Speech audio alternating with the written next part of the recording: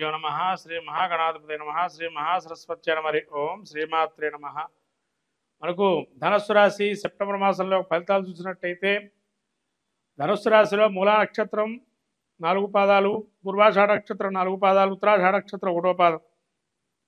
ఈ గ్రహస్థితి చూసినట్టయితే వీరికి శని వక్రగతి, ద్వితీయ స్థానం వీక్షణ, అట్లానే చతుర్థమందు రాహువు, షష్టమందు గురుడు, సప్తమందు కుజుడు, అష్టమందు బుధుడు 6వ తారీఖు వరకు. తర్వాత భాగ్యస్థాన సంచారము రవి 10వ స్థాన సంచారం 17వ తారీఖు నుంచి, దానికి పూర్వము 9వ స్థాన సంచారము, 8వ స్థాన సంచారం రవి, అట్లనే శుక్రకేతువులు 10వ స్థాన సంచారము. ఈ విధమైన సంచారాన్ని చూసినట్టయితే గ్రహ సంచారాన్ని ధనుస్సు రాశి వారికి కొంత అనారోగ్యం అనేది వచ్చే అవకాశం ఉంది. జాగ్రత్తగా చూసుకోవడం మంచిది. అనారోగ్యం రాకుండా ఎప్పటికప్పుడు తగు చర్యలు చేసుకోవడం మంచిది. అట్లాగే ఈ యొక్క శని వక్రదృష్టి అయి ద్వితీయ స్థానంలో ఉండడం వల్ల మిమ్మల్ని నమ్మి కొంత ధనం ఎవరికైనా అప్పచెప్తే దాన్ని నమ్మకద్రోహం చేసి కొంతవరకు దాన్ని వాళ్ళు ఖర్చు పెట్టుకొని ఖర్చు అయిందని చూపించి మీకు చూపిస్తారు. మీరు నమ్మేయటం వల్ల తర్వాత కానీ తెలుసుకోరు వాళ్ళు వాడుకున్నారని చెప్పి. అట్లాగా కొంత నమ్మకద్రోహం అయ్యే అవకాశం ఉంటుంది. ధనానికి సంబంధించి కొంత ఇబ్బందులు పడే అవకాశం ఉంటుంది. అట్లాగే నేము ఫేమ్ సంపాదించినట్టు వారు ఎవరైతే ఉంటారో వారికి కొంతవరకు ఇబ్బందులు కలిగే అవకాశం ఉంటుంది. ఈ చతుర్థ స్థానం రాహు సంచారం వల్ల యంత్ర సంబంధమైనటువంటి కొన్ని ప్రయాణాలు చేశారు, వాటి వల్ల గాయాలు జరిగే అవకాశం ఉంటుంది. జాగ్రత్తగా ఉండడం మంచిది. దుష్టులకు దూరంగా ఉండడం మంచిది. బురదలో రాయేస్తే మీద చల్లుతున్నట్టుగా దుష్టులు మీ మీద విధంగా చాలా రకాలుగా బయట ప్రచారం చేస్తూ ఉంటారు. శారీరక శ్రమ ఎక్కువగా ఉంటుంది. అట్లానే కార్య వైఫల్యము, ఏది మొదలుపెట్టినా ఎవరో ఎక్కడో ఒక వైఫల్యం కార్యాలు జరుగుతూ ఉంటాయి. సంతానంలో కూడా ఒక ఇబ్బందులు ఉంటాయి. పైత్య సంబంధమైనటువంటి రోగాలు వచ్చే అవకాశం ఉంటుంది. కాబట్టి జాగ్రత్తగా ఇటువంటి రాకుండా చూసుకోవటం అనేది మంచిది. అట్లానే ఈ యొక్క గురుడు 6వ స్థాన సంచారం వల్ల ఉద్యోగంలో మార్పిడి, అట్లానే అనూహ్యమైన పరిణామాల వల్ల కొంత విచిత్రమైనటువంటి ధోరణి ఏర్పడే అవకాశం ఉంటుంది. కాబట్టి కొంత జాగ్రత్తగా ఉండడం మంచిది. అగ్ని బాధలు, చోర భయాలు ఎక్కువగా ఉంటాయి. అట్లాగే బంధుమిత్రముల వల్ల కొన్ని ఇబ్బందులు కలిగే అవకాశం ఉంటుంది. కాబట్టి బంధుమిత్రాదుల వల్ల చాలా జాగ్రత్తగా ఉండండి. వాళ్ళు ఏది చెప్పినా ప్రతిదీ మీరు మంచి కోరే చెప్తున్నారు, మంచి కోరే వింటున్నారు అనుకోవడం మంచిది కాదు. బ్లైండ్గా మీ వరకు మీరు మంచి అనుకుంటే చాలు. అవతల వాడు ఏమనుకున్నా ఎక్స్ప్లెనేషన్ ఇవ్వక్కర్లేదు. మీరు దాని గురించి ఇది చేస్తే ఇది ఇట్లా ఉంటుందని వాళ్ళు తెలుసుకుంటారు నిదానంగా అయినా. కానీ మీరు దాన్ని ప్రెజర్గా పెట్టి వాళ్ళకి చెప్పడం అనేది అంత మంచిదైతే కాదు. అట్లాగే ఈ యొక్క గురుడు కూడా ఈ విధంగా ఉన్నాడు. అట్లాగే మనకు కుజుడు 8వ స్థాన సంచారం వల్ల శ్వాసకోశ సంబంధమైన వ్యాధులు, అంటే రెస్పిరేటరీ ఊపిరి తీసుకోవటంలో ఒక ఇబ్బందులు వస్తే భుజాలకు సంబంధించి ఇబ్బందులు కలుగుతాయి. రుణ బాధలు కూడా కొద్దిగా పెరుగుతాయి. అట్లానే వృధాగా తిరగటము, ఒక ప్రయాణం చేసి ఒక కార్యం కోసం వెళ్తారనుకోండి, ఆ కార్యం జాక్కుండగా మళ్ళీ రాండి అని చెప్పి వాళ్ళు పంపించడం, ఇలా వృధా సంచారం అనేది కొంత ఉంది. అలాగే ప్రతికూల వాతావరణం, ఎక్కడికి వెళ్ళినా మిమ్మల్ని అఘోరపరచటము, అంటే మీరు చెప్పారు కదా మీకు దగ్గర ఉండే మీ పక్కన మీ ప్రచారం బయట అంతా చేస్తుంటారు, మీరు అటువంటి వాళ్ళు ఇటువంటి వాళ్ళు అని చెప్పి. కాబట్టి కొద్దిగా ప్రచారం చేసేది అగౌరవంగా పరిచే అవకాశం ఉంటుంది. కాబట్టి జాగ్రత్తగా ఉండడం మంచిది. ప్రతి విషయాన్ని కూడా మీ మనసులోనే పెట్టుకోండి. అవకాశం ఉంటేనే బయటకు దాన్ని చెప్పండి, అంతే తప్ప ప్రతి విషయాన్ని బయట పారదర్శకత పెట్టడం వల్ల కొంత ఇబ్బందులు ఏర్పడే అవకాశం ఉంటుంది. అట్లాగే కార్య విగ్రహము, వస్తునాశనము, బలహీనతలతో ఆడుకుంటారు. మీ బలహీనత ఎవరికి చెప్పకండి, అది చాలా జాగ్రత్తగా ఉండాలి. ఎందుకంటే మనిషి బలహీనతలను చెప్పినట్లయితే వెంటనే వాటి గురించి తెలుసుకొని వాటి మీద కొట్టే అవకాశం ఉంటుంది. కాబట్టి జాగ్రత్తగా ఉండడం మంచిది. స్త్రీ అంటే ఒక స్త్రీ వల్ల ఇబ్బందులు కలిగే అవకాశం ఉంటుంది. కాబట్టి దాన్ని కూడా జాగ్రత్తగా తీసుకోవడం మంచిది. కొంత భయాందోళన ఏర్పడే మనసులో ఒక భయం అనేటువంటిది ఏర్పడుతుంది. కొంతవరకు ఆ భయాన్ని ఒక నెల పాటు ఉంటుందండి, మళ్ళీ తర్వాత అంతా నార్మల్కి వచ్చేస్తుంది. ఇక్కడ భీతి అనేది కలుగుతుంది, శత్రు భీతి. మీరు చేసేటువంటి జాబ్ ఏదైతే అంటే జాబ్లో ఉండేటువంటి వారు కానీ వ్యాపార రంగంలో ఉండేటువంటి వారికి కానీ కొంత అవరోధాలు ఏర్పడతాయి. ప్రభుత్వ రంగం ద్వారా కానీ ప్రైవేట్ రంగంలో ఉండేటువంటి వారికి కానీ కొంత అవరోధాలు ఏర్పడి వాటికి స్తబ్దుగా జీవనం చేయడం అవకాశం ఉంటుంది. కాబట్టి జాగ్రత్తగా ఉండడం అనేది మంచిది వ్యాపార రంగంలో ఉండేటువంటి వారికి. అట్లాగే ఈ యొక్క శని మనకు చూసాము. ఇక కేతువు చూస్తే అక్కడే 10వ స్థానంలో సంచారంలో ఉన్నాడు కాబట్టి వ్యాపారంలో కానీ ఉద్యోగస్తులు కానీ మారేవారు ఎవరైతే ఉన్నారో మారొచ్చును. ఉద్యోగం మారే అవకాశం ఉంటుంది కాబట్టి ఆ ఉద్యోగాలు మారే అవకాశం ఉంది. రాను రాను ఒక నెల ఆగండి, తర్వాత మారండి ఉద్యోగాన్ని. కొంత మీరు ఎంత శ్రమ పడినా కూడా ఇంతేనా నా జీతం అనే యొక్క భావనలో ఉంటారు. కాబట్టి శారీరక శ్రమ ఎక్కువ ఉన్న మానసికమైనటువంటి వికలాంగులుగా ఉంటారు. అంటే ఎంత కష్టపడినా మాకు ఇంతేనా డబ్బు వచ్చేది అని ఒక మనశ్చింతన అనేది ఉంటుంది. అట్లా తల్లికి కొంత అనారోగ్యం ఉంటుందండి, జాగ్రత్తగా చూసుకోవడం మంచిది. అట్లానే స్త్రీలకి కొంతవరకు హైబ్రిడేషన్ అనేటువంటి ఇబ్బందులు కలుగుతాయి, జాగ్రత్తగా ఉండడం మంచిది.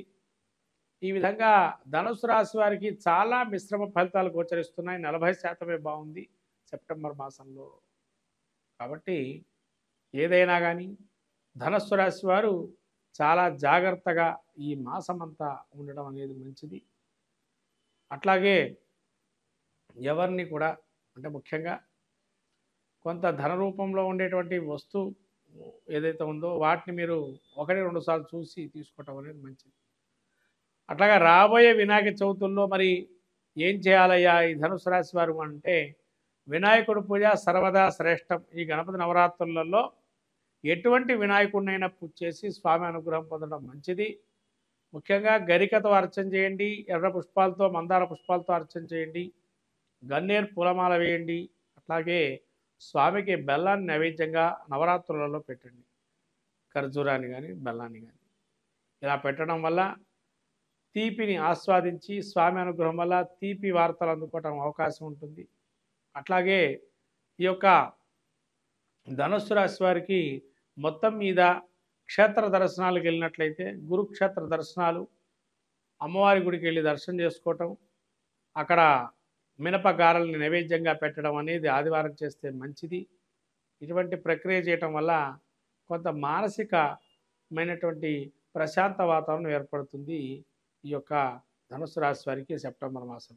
అందరికీ నమస్కారం. రాబోయే వినాయక చవితి, ఈ యొక్క వినాయక చవితుల్లో అందరికీ తెలిసినట్టు అంశం ఏంటంటే వినాయకుడు పృథ్వీతత్వము. అంటే సృష్టిలో మొదలుకొని పృథ్వీతత్వం అంటే మనకు భూమి నుంచి ఉద్భవించినటువంటిది. భూమి అంటే ఎటువంటిది కూడా ఆకారం లేకుండా అమ్మ సృష్టి వల్ల పుట్టినటువంటి వారు వినాయకుడు. కాబట్టి ఈ వినాయక నవరాత్రులలో ఎవరైనా కూడా వినాయకుడు అర్చన తర్పణ ప్రియ అన్నారు. అంటే ఒక్కరికి ఒక్కటి ఇష్టం ఉంటుందండి ప్రతి ఒక్కరికి కూడా. అట్లాగే ఈ భాద్రపద మాసంలో వచ్చేటువంటి వినాయక చవితిలో చాలా అద్భుతమైనటువంటి నవరాత్రులు. ఏది మొదలుపెట్టినా తలపెట్టిన కార్యం జయం సాగించేటువంటిది వినాయకుడు. కాబట్టి సర్వ విఘ్న హరం దేవం సర్వ విఘ్న వివర్జితం సర్వ సిద్ధి ప్రదాతారం వందేహం గణనాయకం అన్నారు, మనకు శ్లోకం చెబుతుంది. అట్లానే భవసంచిత పాపాగ్నం విధ్వంసర విచక్షణం విఘ్నాస్వర వారంభంజే విఘ్నరాజమహం భజే అన్నారు. భవిష్యత్తు వర్తమానాన్ని అన్నీ తెలిపేది విఘ్ననాయకుడే. పురాణాలు ఇతిహాసాలు రాసింది మహాభారతాన్ని కూడా వినాయకుడి స్వరూపంలో వ్యాసుల వారు అక్కడ మానాలో మనకి ఆ గుహలో కూర్చోబెట్టి వినాయకుడితో అన్ని కూడా పురాణాలు మహాభారతాన్ని రాయించారు. అంతటి ఆ యొక్క గణపతి యొక్క నవరాత్రులలో అంతటి విధ్వాసార విచక్షణం, ఎటువంటి విఘ్నాలైనా అన్నీ ధ్వంసించగల శక్తి సామర్థ్యం ఉన్నవాడు వినాయకుడు ఒక్కడే.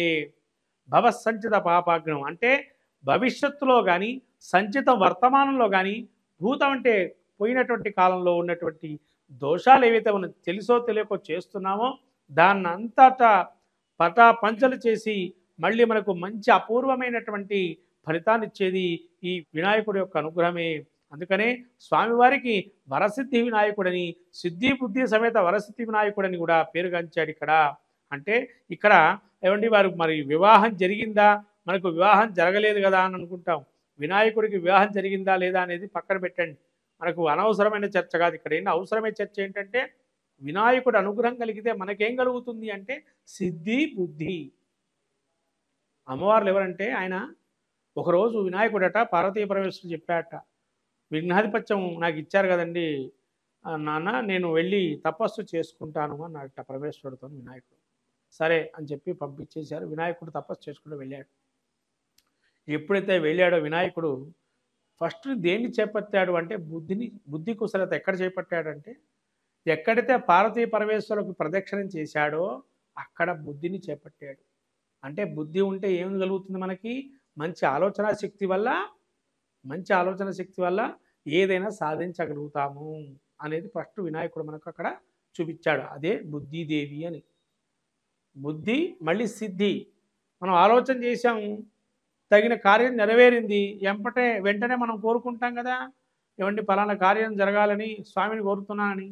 సిద్ధి పొందటానికి ఏం చేయాలా? ఆయన్ని ప్రత్యక్షం చేసుకోవాలి. అంటే కార్యం అయిపోయింది అని అంటే ఏమైనా సిద్ధించినట్టే కదా, అది సిద్ధిదేవి. కాబట్టి సిద్ధి బుద్ధి సమేత వరసిద్ధి వినాయకుడుగా ఈ నవరాత్రులలో ఏదైతే జరుగుతున్న నవరాత్రులలో ఈ యొక్క స్వామికి జరిగినటువంటి నవరాత్రులలో ఎంత శక్తి అయితే అంత శక్తి మేరకు మనం పూజ చేసుకున్నట్లయితే, అర్చన చేసిన దానం ధర్మం నైవేద్యం ఏదైనా కూడా స్వామి అనుగ్రహం కలిగి అన్ని కార్యాలు సిద్ధిస్తాయి. ఎందుకంటే ద్వాదశి రాశి ఫలితాల్లో కూడా ఈ వినాయక చవితి గురించి మనం చెప్పుకోదగిన సూచన ఉంది. కాబట్టి ద్వాదశ రాశి ఫలితాల్లో వినాయకుడి యొక్క అనుగ్రహాన్ని కూడా పొంది అందరూ ఈ యొక్క సర్వజన మానవాళి కోటికి సర్వసిద్ధిలు పొందించేటువంటిది, సర్వ కార్యాలు నెరవేర్చేటువంటిది, సర్వ విఘ్నాలు హరింపజేసేటువంటిది, సర్వ కార్యాలు శుభకార్యాలు పరంపరగా ఉండేటువంటిది. దాని ద్వారా మనకేమొస్తుంది అంటే వృద్ధి ఇంకా మనకు సిద్ధి.